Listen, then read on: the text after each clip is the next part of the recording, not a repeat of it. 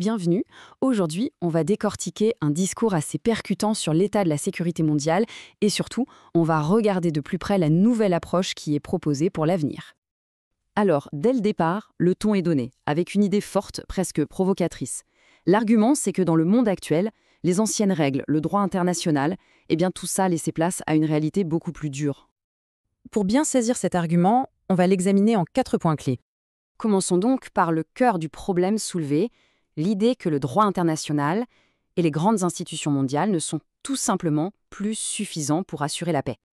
L'idée centrale, c'est vraiment ce basculement.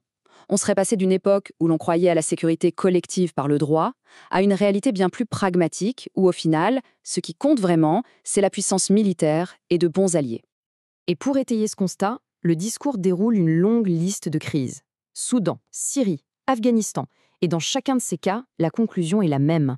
Les institutions, comme l'ONU, sont jugées trop faibles, incapables d'arrêter les violences, se contentant souvent de simples déclarations. Cette faiblesse des institutions est présentée comme un danger qui ne fait que grandir. On cite par exemple un incident où des drones russes auraient violé l'espace aérien de la Pologne, qui est pourtant un pays membre de l'OTAN. Cette fragilité des garanties traditionnelles nous amène tout droit au deuxième point, qui est peut-être le plus troublant.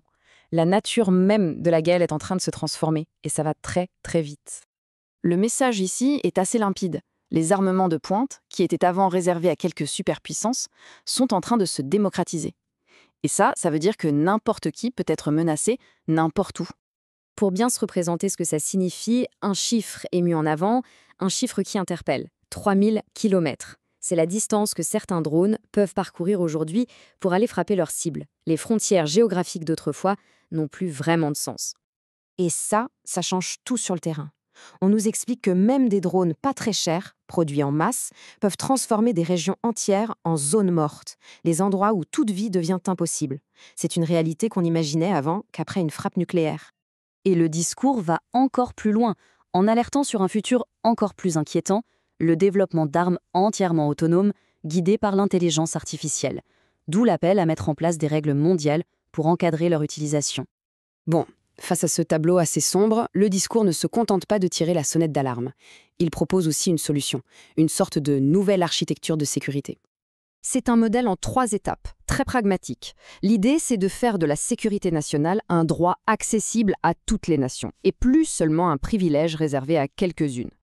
Une partie de cette vision, c'est aussi le partage de technologies et de savoir-faire qui ont déjà fait leurs preuves sur le terrain.